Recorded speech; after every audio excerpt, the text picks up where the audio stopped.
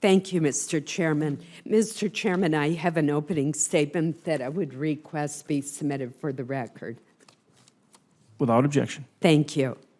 Doctor, we have previously discussed the need for improved healthcare provider education with regard to the prescribing of opioids.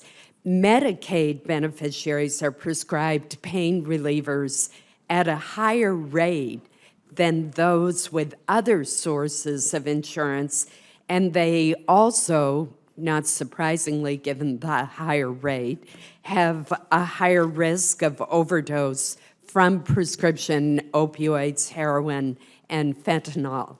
What opportunities do you see for greater collaboration among the FDA, CMS, state Medicaid directors, medical societies, and other parties in order to address this problem of appropriate prescribing of opioids? Right. I appreciate the question, Senator. I'd also add DEA to that because there might be things we can do in conjunction with our partners at the Justice Department. We're currently, as part of the steering committee that we've set up, we're currently having discussions about what steps we can take to improve provider education and maybe take a look at packaging as well as a way to help make sure prescriptions are more appropriately match the clinical circumstances for which they're being written.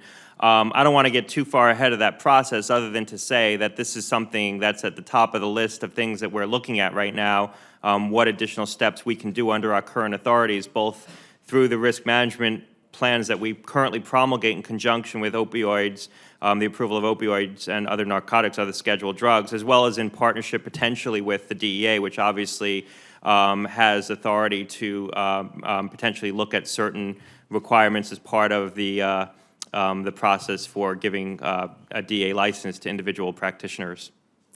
Thank you.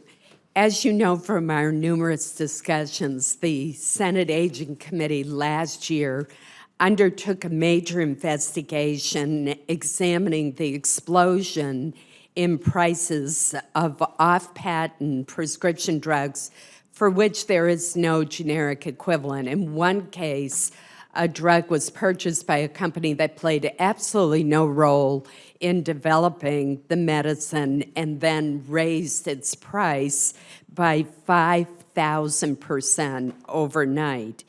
And one of the problems that we found is that these companies warded off competition from generic companies by putting their drugs in closed distribution systems or in specialty pharmacies.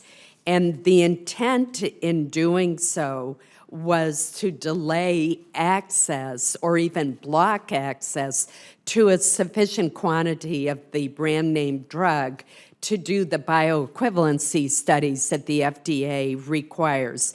And these abuses are serious and contribute to the cost increases that we're seeing. By one estimate in 2014, such abuses resulted in increased costs to consumers of $5.4 billion per year.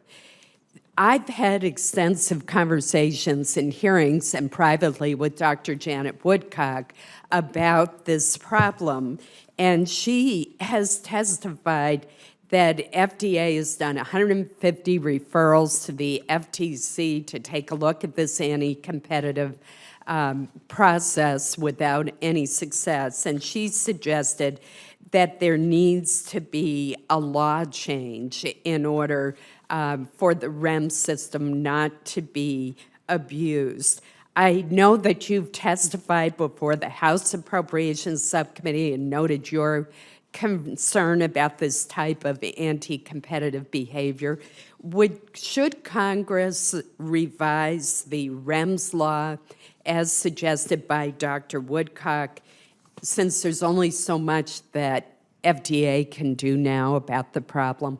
Well, I appreciate the question, Senator. I know there's some legislation that Congress is currently contemplating in this regard, and we'd be happy to provide technical assistance on that. I think we already have. I think that there are things we can do within the scope of our current authorities through administrative action to address this challenge. There's two different challenges here. One is the REMS, which are sometimes misused as a way to block the ability of generic companies to get access to the samples they need in order to develop a generic drug. It takes between 1,500 to 3,000 actual doses in order to develop a generic equivalent. The other issue is things embedded in the contracts with sometimes the distributors or the specialty pharma companies that make it hard for the distributors or the pharmacy companies to sell, the specialty pharma companies to sell the drugs to the generic companies when they try to purchase them at fair market value in the marketplace. And so there are two different issues. Some we can solve, I think, or address within the scope of FDA, and some might require us, if we want to try to address it administratively, to partner with Medicare, where there might be opportunities to do that. We can identify, to your point, the situations, the circumstances where we believe that generic companies aren't able to get the access to the doses and make referrals.